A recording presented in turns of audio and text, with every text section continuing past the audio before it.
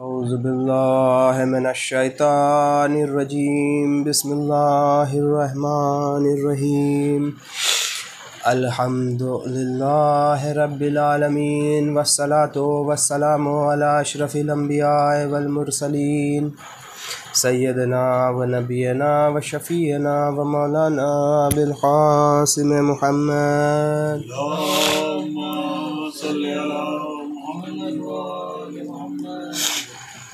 वाला आलिहि तय्यबीन अत्ताहिरीन अल-मासूमीन वलानतुल्लाहि अला आदाइहिम अजमईन अम्मा बाद फ़क़द क़ालल्लाहु तबारक व तआला फ़ी किताबिहिल करीम बिस्मिल्लाहिर्रहमानिर्रहीम तबारकल्लज़ी नज़्ज़लल फ़ुरक़ान अला अब्दिही लियकूना लिल आलमीन नज़ीरा। सलावत।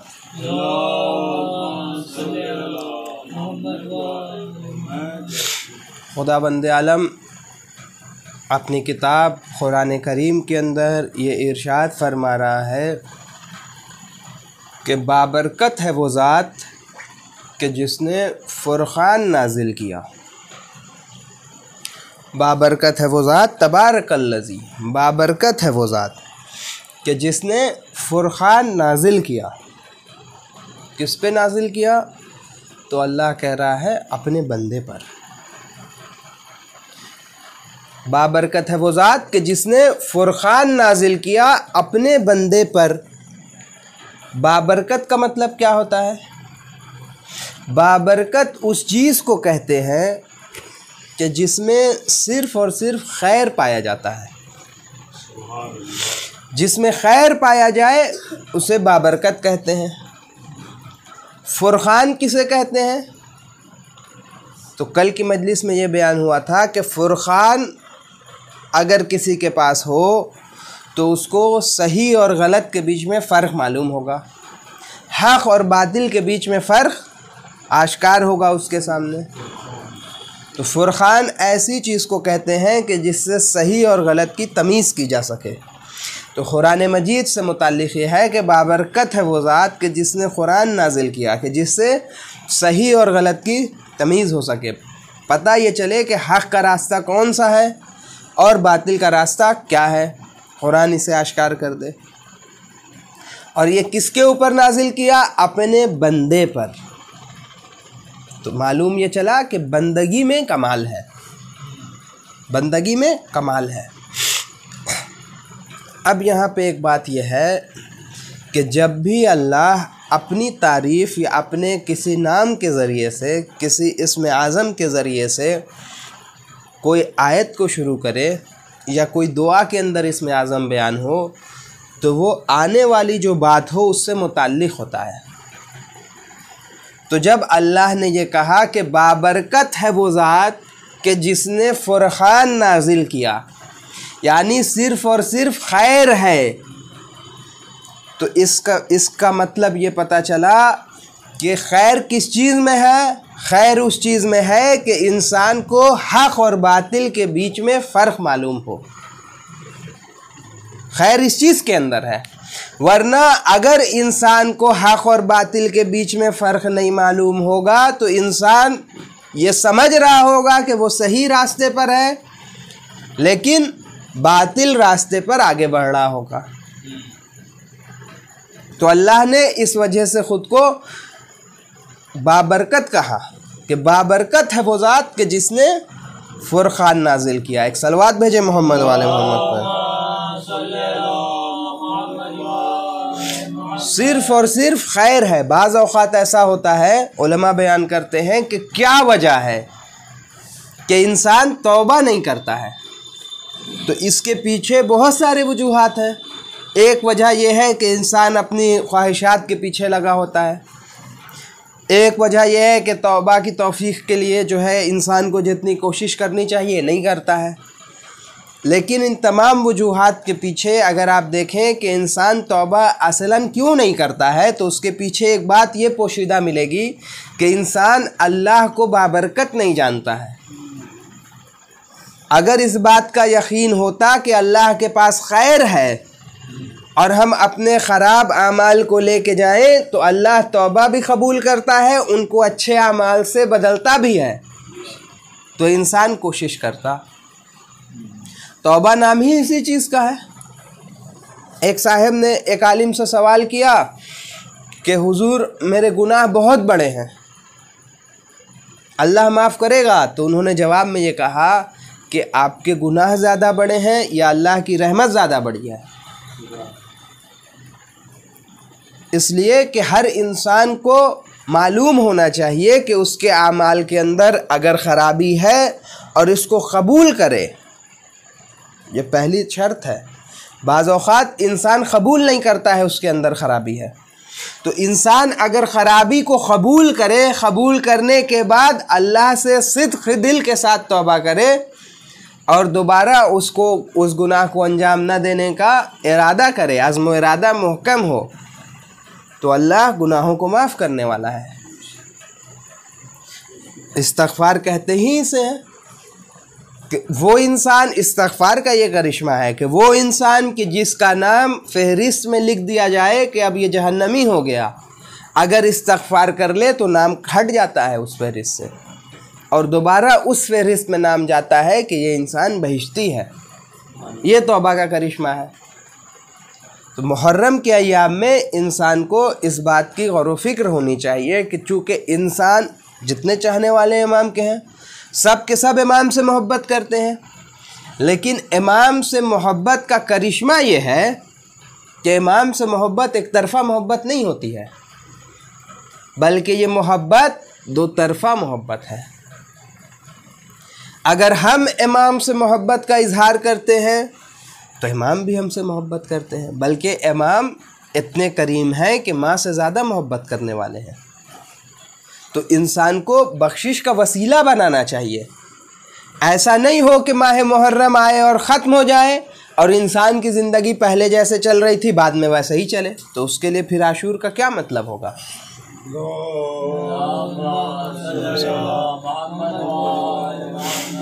आशूरा तहरीक का नाम है,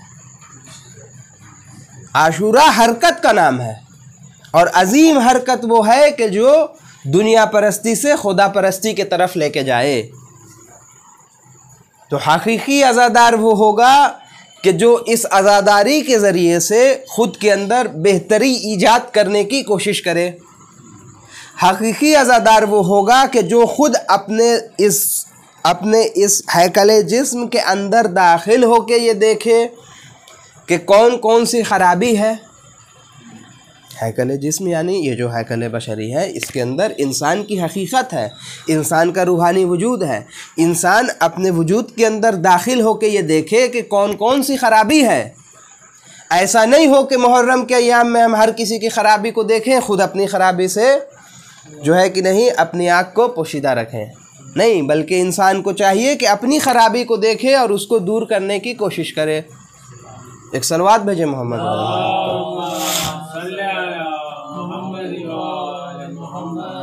अल्लाह ने फुरखान किस पे नाजिल किया? अपने बंदे पर। खुदा ये नहीं कहा अल्लाह ने कि हमने मोहम्मद पे फुरखान नाजिल किया सल्लल्लाहु अलैहि वसल्लम,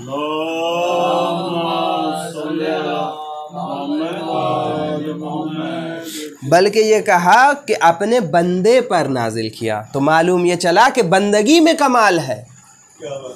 सुभानल्लज़ी असरा बे अब्दिही, हमने मेराज अता की, किसे? अपने बंदे को। बंदगी में कमाल है, बंदगी में कमाल है। तो पता करना पड़ेगा कि बंदगी कहते किसे हैं।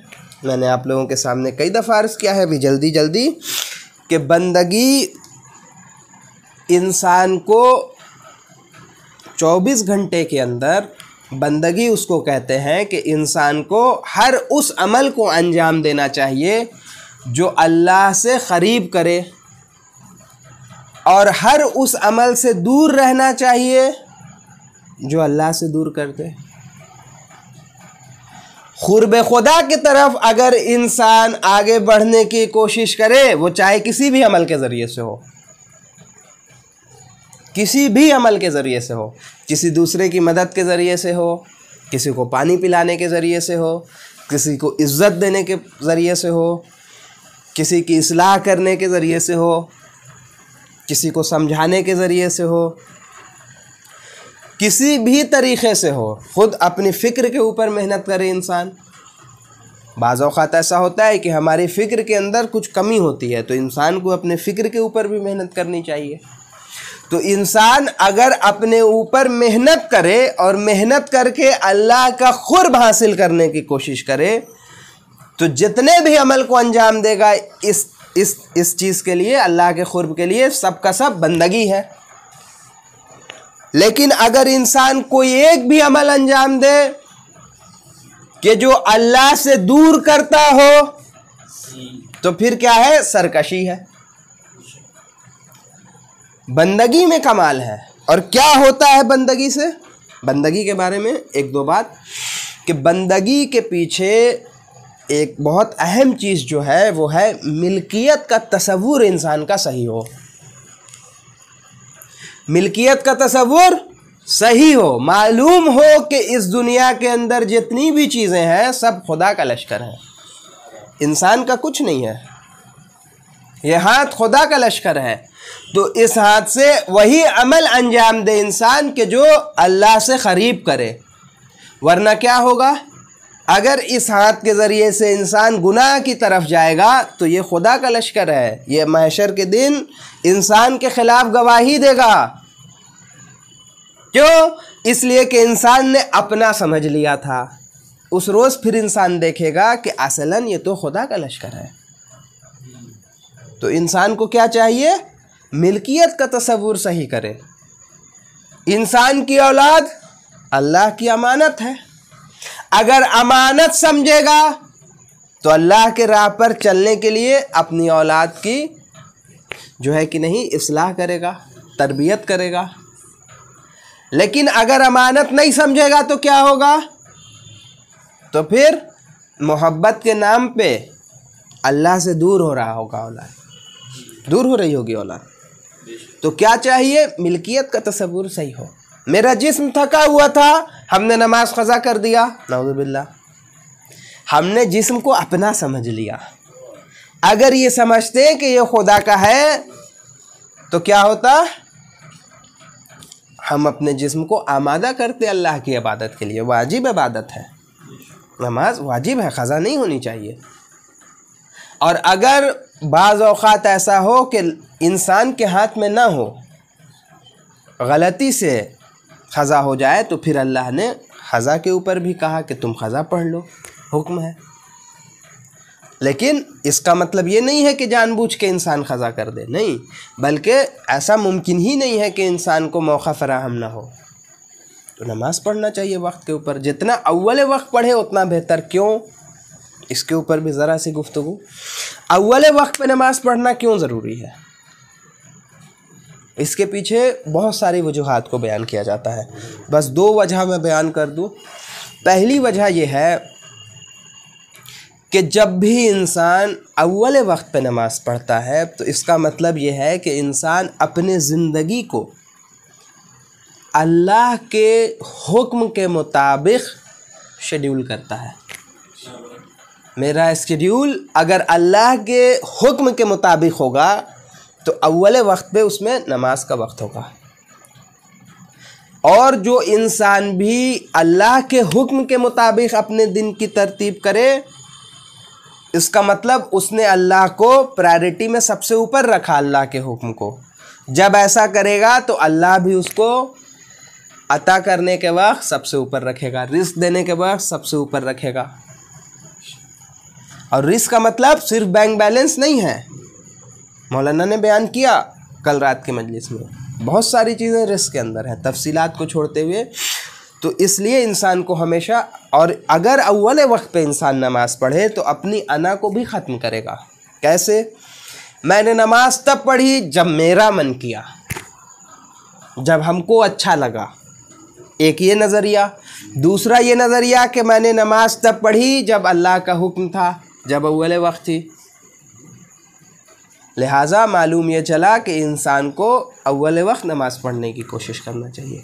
दूसरी वजह जो बयान करते हैं अव्वल वक्त नमाज़ पढ़ने की, कि जितनी भी नमाज़ें अव्वल वक्त पढ़ी गई, जब वो अल्लाह के पास पहुँचेंगी तो उसके अंदर इमाम की भी नमाज होगी। इसलिए कि इमाम भी अव्वल वक्त नमाज़ पढ़ते हैं। तो इमाम के नमाज के तुफ़ैल में बहुत सारे ऐसे लोगों की भी नमाज़ कबूल हो जाती है कि जिनके नमाज के अंदर ज़रा सी कमी रह गई हो। अल्लाह इससे बहुत बुज़ुर्ग है कि अपने चंद चाहने वालों की नमाज अगर एक साथ आए तो चंद की कबूल करे, चंद की ना करे, बल्कि उनके तुफ़ैल में दूसरों की भी कबूल हो जाती है। लिहाजा अव्वल वक्त नमाज़ पढ़ने की कोशिश करना चाहिए। सलवात भेजो मोहम्मद।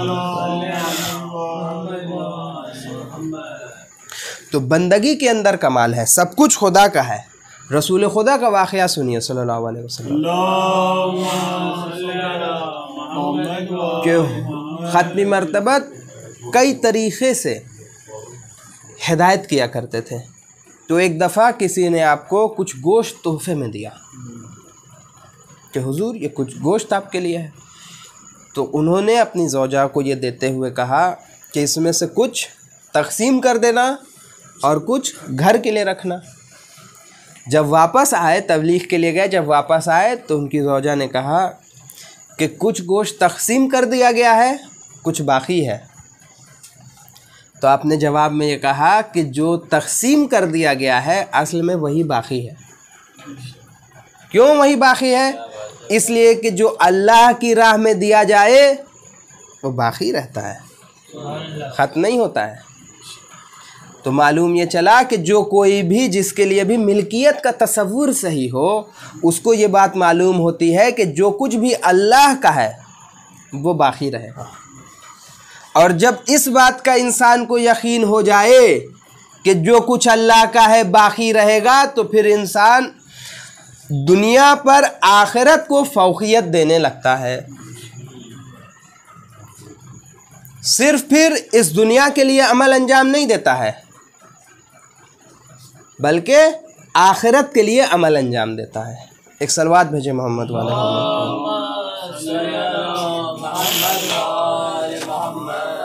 अच्छा, ये जो फुरक़ान नाजिल किया अल्लाह ने अपने बंदे पर, तो बाकी दूसरे बंदों के लिए क्या है अल्लाह के? कुरान तो सबके ऊपर नहीं नाजिल हुआ, तो दूसरे बंदों को के लिए क्या क्या है अल्लाह के लिए, अल्लाह की तरफ से? तो सुनिए, सूरा नंबर 8 आयत नंबर 28 अल्लाह बयान कर रहा है, या अय्युहल्लज़ीना आमनू इन तत्तक़ुल्लाहा यजअल लकुम फ़ुरक़ानम व युकफ़्फ़िर अन्कुम सय्यआतिकुम व यग़फ़िर लकुम वल्लाहु ज़ुल फ़ज़्लिल अज़ीम। क्या तर्जुमा है सूरह अनफ़ाल की आयत नंबर 28? क्या तर्जुमा है? ऐ ईमान वालों, अगर तुम अल्लाह से डरो तो वो तुम्हें फुरक़ान अता करेगा। अब ये तमाम बंदों के लिए हो गया कि अगर तुम अल्लाह से, पहली आयत में क्या था? तबारकल्लज़ी नज़्ज़लल्लाहु फ़ुरक़ाना, बाबरकत है वो ज़ात कि जिसने फ़ुरक़ान, तबारकल्लज़ी नज़्ज़लल फ़ुरक़ाना अला अब्दिही, बाबरकत है वो ज़ात कि जिसने फ़ुरक़ान नाजिल किया अपने बंदे पर। ये उस क़ुरान की बात है जो नाजिल किया गया रसूल खुदा सल्लल्लाहु अलैहि वसल्लम पर। बाकी बंदों के लिए अल्लाह ने क्या कहा कि अगर तुम अल्लाह से डरो। अल्लाह से डरो का क्या मतलब है? ऐ ईमान वालों, अगर तुम अल्लाह से डरो। अल्लाह से डरो का मतलब क्या है? उलमा बयान करते हैं कि इंसान को कम से कम ज़िंदगी में अमल अंजाम देते वक्त इस बात का ख्याल रखना चाहिए कि खुदा देख रहा है। अलम यालम बेअन्नल्लाह यरा, सबसे बड़ी हिदायत है इंसान की कि जिस इंसान को इस बात का यकीन हो जाए कि खुदा देखने वाला है, फिर उस इंसान को कोई और हिदायत की ज़रूरत नहीं होती है। तो अगर इंसान अपने ज़िंदगी के फ़ैसले में इस बात को काउंट करने लगे कि अल्लाह देखने वाला है, तो इसका मतलब इंसान फ़ैसला लेने के पहले ये सोचता है कि यह हक़ पे होगा या बातिल पे होगा, ये क़ुर्ब खुदा की तरफ होगा या खुदा से दूर करने वाला होगा। और जब इंसान इस बात की सोचो फ़िक्र में लगा होता है, अल्लाह से डरता है, तो अल्लाह उसे क्या अता करता है? फ़ुरक़ान अता करता है। उसको ये तमीज़ अता कर देता है कि हक़ किधर है, बातिल किधर है।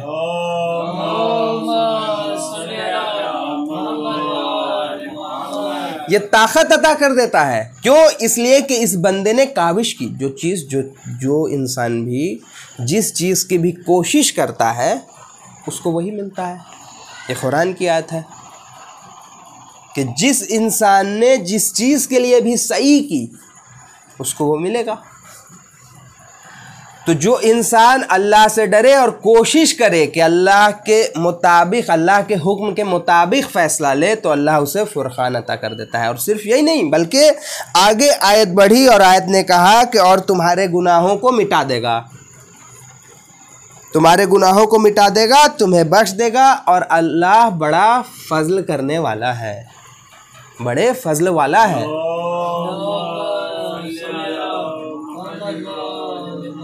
ऐसा क्यों है उन लोगों के लिए कि जो अल्लाह से डरते हैं? मालूम ये चला कि जो अल्लाह से डरते हैं, जो तक़वा इख्तियार करने के लिए क़दम आगे बढ़ाते हैं, उनके क़ल्ब के अंदर इतनी सलाहियत पैदा हो जाती है कि फिर फुरक़ान को समझ सकें, फुरक़ान के जो बोझ जिसको कहते हैं उसको उठा सकें। हर इंसान के क़ल्ब के अंदर सलाहियत नहीं थी कि उसके ऊपर कुरान नाजिल किया जाए। अगर पहाड़ों पर नाजिल होती तो रेज़ा रेज़ा हो जाते। दरिया पे भी किसी चीज़ पे नाजिल नहीं किया जा सकता था, रसूल खुदा के क़ल्ब ने कबूल किया। उसी तरीक़े से आम मोमिनों के लिए क्या है कि अगर वो अल्लाह से डरे तो अल्लाह भी उन्हें भी तमीज़ अता कर देता है कि हक़ किधर है, बातिल किधर है। एक सलवात भेजे मोहम्मद वाले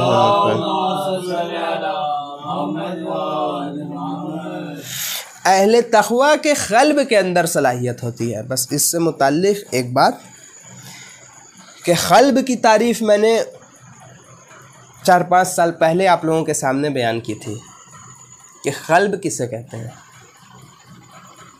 बाज़ औक़ात ये मिलता है कि अहादीस के अंदर कि इंसान फ़लाँ अमल करेगा तो उसका क़ल्ब नूरानी हो जाएगा। तो वो क़ल्ब जो है इस दिल के बारे में नहीं है, बल्कि क़ल्ब इंसान के रूहानी वजूद के बारे में है। ये मिलता है कि अगर इंसान अल्लाह के रास्ते पे अमल करे तो क्या होगा, इंसान के क़ल्ब को सुकून मिलेगा। क़ल्ब को सुकून मिलने का मतलब क्या है कि इंसान का रूहानी वजूद जो है उसमें वुसअत पैदा हो जाएगी। और अगर गुनाह करेगा तो इंसान का रूहानी वजूद जो है वो तंग हो जाएगा। जब तंग हो जाएगा तो इंसान को परेशानी महसूस होगी, इंसान का दिमाग जो है वो सुकून महसूस नहीं करेगा। तो ये क़ल्ब है। अगर इंसान हकीकी रास्ते पे अमल करने की कोशिश करे तो उसके क़ल्ब के अंदर वुसअत पैदा हो जाती है, जिसके नतीजे में इंसान हक़ और बातिल के बीच में तमीज़ करने की सलाहियत पैदा कर लेता है। अब अगर हक़ और बातिल की तमीज़ पैदा करने में अगर फुरक़ान को समझने के लिए इस क़ल्ब की ज़रूरत थी तो इसमें मुहर्रम का क्या किरदार होगा? मुहर्रम का फिर किरदार ये होगा कि इंसान अगर अपने क़ल्ब से, दिल की गहराइयों से या हुसैन कहे तो उसके क़ल्ब के अंदर वुसअत पैदा हो। ये करिश्मा होगा फिर इमाम हुसैन के ज़िक्र का कि जब इंसान मातम करे या हुसैन कहे तो अपने क़ल्ब के अंदर वुसअत पैदा करे। किस चीज़ की वुसअत? हकीकतों को कबूल करने की वुसअत। लब्बैक या हुसैन, लब्बैक या हुसैन, लब्बैक या हुसैन, लब्बैक या हुसैन, लब्बैक या हुसैन, लब्बैक या हुसैन। नारे सलवात, अल्लाहुम्मा सल्ली अला मुहम्मद व आलि मुहम्मद। अब इस आयत के ज़रिए से कि जो कोई भी अल्लाह से डरे तो अल्लाह उसे फुरक़ान अता करेगा, हक़ और बातिल की तमीज़ अता करेगा। तो इसका उलट क्या होगा कि जो अल्लाह से नहीं डरे उसके लिए फिर क्या होगा? तो उससे हक़ और बातिल की तमीज़ छीन ली जाएगी। बात वाज़ेह हो रही है कि जो फिर गुनाह के रास्ते पे जाएगा उसके सामने हक़ और बातिल एक होने लगेगा, बसीरत छीन ली जाएगी। अब आइए सन 60 हिजरी में कि सन 60 हिजरी का मुआशरा जो इमाम हुसैन अलैहिस्सलाम के सामने है, दुरूद भेजें ज़ात मुक़द्दस पर। सन 60 हिजरी का जो माशरा है इमाम के सामने, उसके अंदर इमाम कह रहे हैं कि हक़ पे अमल नहीं हो रहा है, बातिल से कोई रोकने वाला नहीं है। इसका मतलब क्या है? इसका मतलब है कि लोग गलत रास्ते पे चल रहे हैं, अल्लाह से डरने वाले नहीं हैं। और जब ऐसा होगा तो क्या होगा? हक़ और बातिल के बीच का फ़र्क ख़त्म हो जाएगा। ये ज़माना इमाम का ज़माना है। इमाम के सामने 4 किस्म के अफराद हैं।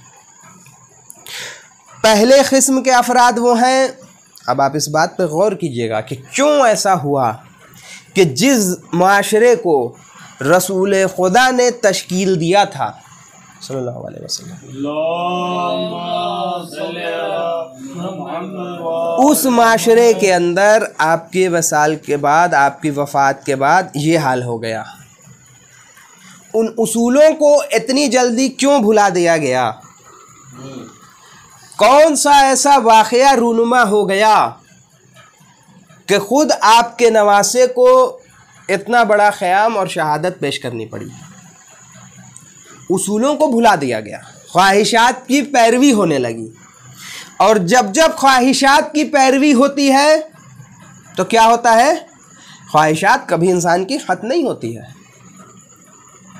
कभी ख़त्म नहीं होती है। जिसकी मिसाल रेशम के कीड़े से दी है इमाम अली अलैहिस्सलाम ने, कि रेशम का कीड़ा भुनता जाता है अपने तरफ जो है कि नहीं रेशम को, उसके बाद उसी के अंदर गर्क होकर ख़त्म हो जाता है, घुट के मर जाता है।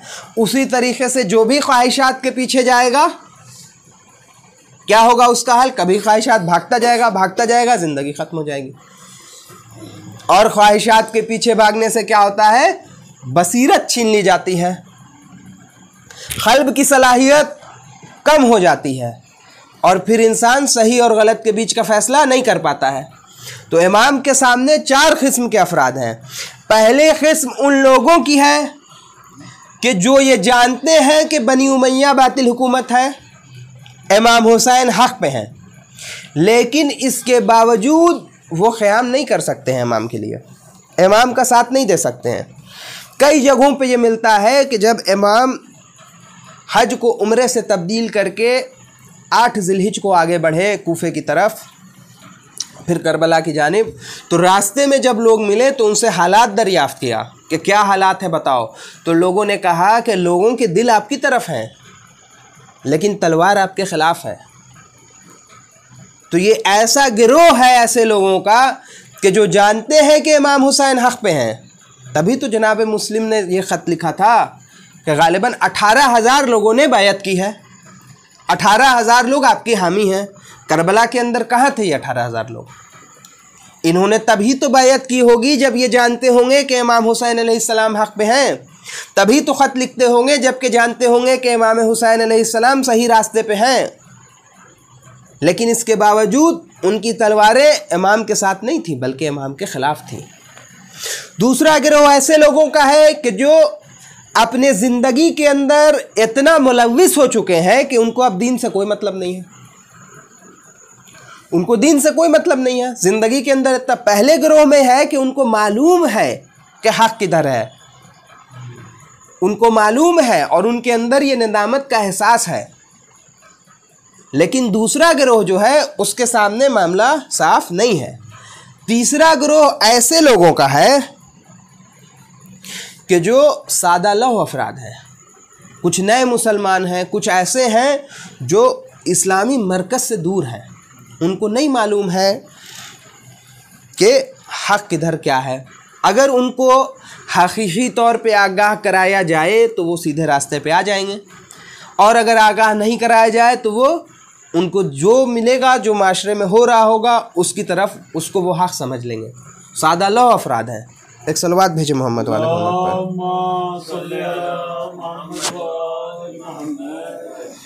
एक और सलवात भेजे मोहम्मद वाले मोहम्मद पर। चौथा गिरोह उन अफराद का है कि जो इस्लाम का जहाँ मरकज़ है जैसे मदीना, इन सब जगह से दूर हैं, मुसलमान हैं लेकिन इस्लामी हुकूमत के मरकज़ में नहीं है। बल्कि उससे दूर हैं। तो इनको ये नहीं मालूम है कि हक़ पे कौन है, क्या चल रहा है। असलन इस्लामी हुकूमत, जैसे इमाम अगर किनारा कशी इख्तियार कर लेते तो इस ग्रोह को जो इस्लामी मरकज़ से दूर है ये नहीं मालूम चलता कि इमाम ने किनारा कशी क्यों इख्तियार की।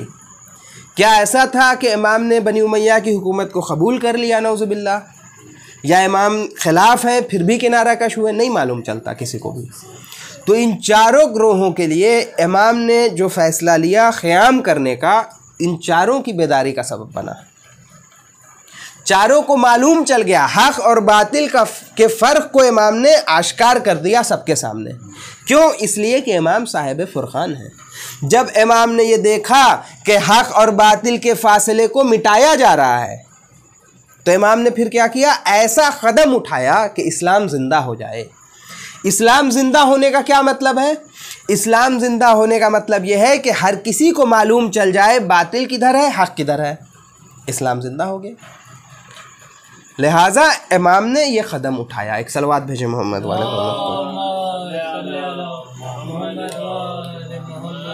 ये चार ग्रोह और इमाम ने क्यों ऐसा क़दम उठाया, ये आयतुल्लाह शहीद मोहम्मद बाखिरुस सद्र ने अपनी किताब के अंदर बयान किया है। एक और सलवात भेजे मोहम्मद वाले तो तमाम के तमाम लोगों के लिए इमाम का ये क़दम जो है वो फ़ुरक़ान की तरह है कि जिससे हक़ और बातिल साफ़ हो जाता है लोगों के सामने कि हक़ किधर है और बातिल किधर है। इसकी सबसे अच्छी मिसाल जो है वो क्या है? जनाब हुर अलैहिस्सलाम है कि जब हुर का लश्कर आया है तो इमाम के ख़िलाफ़ आया है। इस बात पे गौर कीजिएगा, इमाम के ख़िलाफ़ आया है, लेकिन हुर अलैहिस्सलाम ने इमाम जब नमाज की बात आई, सबसे पहले तो ये लश्कर बहुत प्यासा था। इमाम ने देखा कि लश्कर आ रहा है और सबकी ज़बानें लटकी हुई हैं। प्यास की शिद्दत इतनी ज़्यादा है कि कुछ सिपाही जाँ बलब हो रहे हैं हुर के। हुर ने इस्तग़ासा किया कि मौला कई रोज़ से पानी नसीब नहीं हुआ है। इमाम को मालूम है ये दुश्मन का लश्कर है, लेकिन इमाम ने ये हुक्म दिया, मौला अब्बास से ये कहा कि तमाम के तमाम फ़ौजियों को पानी पिलाया जाए, बल्कि उनके जानवरों को भी सबको पानी पिलाया गया। इसमें एक रिवायत है कि हुर का एक सिपाही ये कहता है, उससे रिवायत है कि मैं बहुत ज़्यादा थक गया था। थकावट का आलम ये था कि मैं लश्कर से ज़रा पीछे रह गया था। जब लश्कर पहुंच गया आका हुसैन तक तो मैं नहीं पहुंच सका, और जब मैंने ये दूर से देखा कि अब पानी पिलाया जा रहा है तो मैं किसी तरीक़े से ख़ुद को घसीटता हुआ वहाँ तक पहुँचने की कोशिश कर रहा था। किसी का ध्यान इसके ऊपर नहीं है, सारे लश्कर वाले पानी पी रहे हैं, किसी का ध्यान नहीं है। ये ज़बरदस्ती किसी तरीक़े से आगे बढ़ रहा है। उसके बाद ये हुर का सिपाही कहता है कि मैंने देखा कि आगा हुसैन ख़ुद बुलंद हुए। आगा हुसैन उठे, आने के बाद पानी लिया, कूज़े में पानी लेने के बाद कहा कि सबको कूज़ा दिया जा रहा था पानी के लिए। इमाम ने कहा कि तुम सिर्फ़ अपनी चुल्लू आगे बढ़ा दो, मैं पानी दूंगा, तुम सैराब हो जाओ। इमाम ने सबको पानी पिलाया। जब सब ने पानी पी लिया, नमाज का वक्त आया तो इमाम ने कहा कि ए हुर, तुम अलग नमाज पढ़ोगे या साथ पढ़ोगे? ये हुर अलैहिस्सलाम की करामत है कि हुर अलैहिस्सलाम जानते हैं हक़ किधर है। उन्होंने कहा कि मौला, आपके होते हुए हम अलग नमाज नहीं पढ़ सकते हैं, नमाज हम आपके साथ पढ़ेंगे। इमाम के साथ साथ जनाब हुर और उनके लश्कर ने भी नमाज़ पढ़ी, जबकि दुश्मन का लश्कर है। उसके बाद अब जो आगे बढ़े इमाम, हुर अलैहिस्सलाम रोकना चाहते हैं। इसमें आप देख लीजिएगा हुर अलैहिस्सलाम का गुनाह क्या क्या है।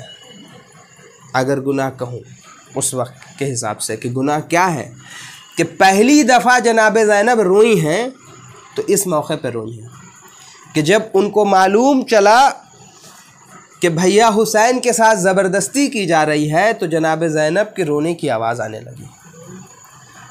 एक मरतबा रिवायत के अंदर मिलता है कि हुर अलैहिस्सलाम ने अब जो लजाम फ़रस पे हाथ रखा, इमाम हुसैन ने कहा, एक मरतबा इमाम ने कहा, सखलत का उम्मुक, इमाम करीम है, किसी को भी ये नहीं कह सकते हैं कि तेरी माँ तेरे गम में बैठे। लेकिन हुर अलैहिस्सलाम को जब ये कहा तो जनाब हुर ने दोनों हाथों को जोड़ा, ए आका, अगर पूरे इराक़ में किसी ने भी मुझे ये जुमला कहा होता तो मैं भी ये जुमला उसकी माँ के लिए दोहरा देता। पूरे अरब में किसी ने भी कहा होता तो दोहरा देता, लेकिन मुझे मालूम है कि आप जनाब फ़ातिमा के बेटे हैं, आपके लिए जुमला नहीं दोहरा सकता हूँ। अब इसके बाद 9 मुहर्रम आई। इमाम हुसैन के छोटे छोटे बच्चे प्यासे हैं, पानी बंद है, लश्कर को लाने वाले हुर हैं। अब हुर अलैहिस्सलाम ये सोच रहे हैं, हुर अलैहिस्सलाम हक़ व बातिल के बीच में हैं, लेकिन आपके अंदर सलाहियत है फुरक़ान की। हक़ व बातिल के बीच में है हुर अलैहिस्सलाम। अब जो आवाज़ आ रही है, एक मरतबा जब सुबह नमूदार होने लगी, एक मरतबा देखा कि एक सिपाही है घोड़े को लेके आगे बढ़ रहा है, तो पूछा कि कहाँ जा रहे हो। अब जो उस सिपाही ने कहा कि मैं अपने घोड़े को पानी पिलाने जा रहा हूँ, हुर का दिल तड़प गया कि हमारी फ़ौज के जानवर भी पानी पिए और इमाम हुसैन के बच्चे अलतश की सदाएं दें। हुर अलैहिस्सलाम ने हाथों को बांधा, अपने बेटे को लिया, ए बेटा हाथों को बांध दो। इन हाथों ने लजाम फ़रस पे हाथ रखा था ना। ए बेटा, मैंने आगा हुसैन को देखा था, रोकने के हिसाब से, रोकने के लिए मेरी आँखों पे पट्टी बांध दो ताकि आगा हुसैन से दोबारा आँखें ना मिलाओ। अब जो हुर अलैहिस्सलाम आगे बढ़े, एक मरतबा मौला हुसैन ने कहा कि ए अब्बास, देखो मेरा मेहमान आ रहा है, इस्तकबाल के लिए जाओ। मैं दोनों हाथों को जोड़ के कहूँगा, ए हुर मुबारक हो, आपके इस्तकबाल को मौला अब्बास आगे बढ़े। एक मरतबा हुर ने अपने बेटे से कहा कि ए बेटा क्या देख रहे हो, मैं किसी के आने की आवाज़ सुन रहा हूँ। ए अब्बा जान, मैं देख रहा हूँ कि हज़रत अब्बास आ रहे हैं, अब्बास इब्ने अली हैं। एक मरतबा हुर ने कहा कि सदा दे के ये कह दो कि मैं इस्तग़फ़ार के लिए आ रहा हूँ, मैं जंग के लिए नहीं आ रहा हूँ। एक मरतबा मौला अब्बास ने आवाज़ दी, ए हुर, मैं तेरे इस्तक़बाल के लिए आगे बढ़ा हूँ। अब जो हुर अलैहिस्सलाम आगे बढ़े, एक मरतबा मौला अब्बास से इल्तिजा की कि मुझे आका हुसैन तक लेके जाइए। मौला हुसैन के करीब आए, आने के बाद ख़ुद को ख़दमों में गिरा दिया। ए आका हुसैन, क्या अब भी मेरी ख़ता माफ़ हो सकती है? मौला हुसैन करीम इब्ने करीम है, आके जनाब हुर को उठाया। ए हुर, हाथों को इतने ज़ोर से क्यों बांध रखा है? ए हुर, अपने हाथों को खोलो। ए हुर, आँखों पे पट्टी कैसी? मेहमान से ऐसे मिलने नहीं आता है, दोस्त से ऐसे मिलने नहीं आता है। ए हुर, आँखों पे पट्टी कैसी? एक मरतबा पट्टी खोला। उसके बाद हुर अलैहिस्सलाम ने इजाज़त चाही कि ए मौला, मैंने बीबियों को रुलाया था। आगा अली रज़ा रिज़वी के पढ़ते हैं मसाइब में कि ए मौला, मैंने बीबियों को रुलाया था, अगर आप इजाज़त दें तो मैं बीबियों से माफ़ी मांग लूँ। मौला हुसैन ने इजाज़त दी। अब हुर अलैहिस्सलाम आगे बढ़े, सलाम किया कि अली की बेटी को मेरा सलाम हो। ए बीबी, मैंने आपको रुलाया था, आपसे माफ़ी मांग रहा हूँ। अब जनाब ज़ैनब दोबारा गिरिया करने लगी। ए हुर, तुझे मेरी अम्मा माफ़ करे, मैं ज़हरा की बेटी हूँ, तुझे मेरी अम्मा माफ़ करे। एक मरतबा हुर अलैहिस्सलाम ने अपना खोद उतारा, आँखों पे मिट्टी को लगाया। उसके बाद अपने बेटे के लिए इजाज़त चाही। हुर का बेटा आगे बढ़ा। अब जो जंग के लिए गया ना, आवाज़ लगाई, हुर दौड़ा, लेकिन हुर ने देखा कि आगा हुसैन पहले से मौजूद हैं। अब जो आका हुसैन ने हुर को देखा तो ये सदा दी कि ऐ हुर, इस बात को याद रखो कि जवान बेटे का लाशा ज़ईफ़ बाप नहीं उठाता है। अब मैं दोनों हाथों को जोड़ के कहूँगा, ए आका हुसैन, आपने हुर के लिए ये ख्याल किया कि जवान बेटे का लाशा ज़ईफ़ बाप ना उठाए, लेकिन ए आका हुसैन, जब असर का मंजर होगा, यही करबला का मैदान होगा, आपका 18 बरस का अली अकबर होगा। अब जो आवाज़ देगा, ए बाबा, आखिरी सलाम कबूल कीजिए, कोई नहीं होगा मौला, बल्कि आपको जनाजा उठाना होगा। मातम हुसैन।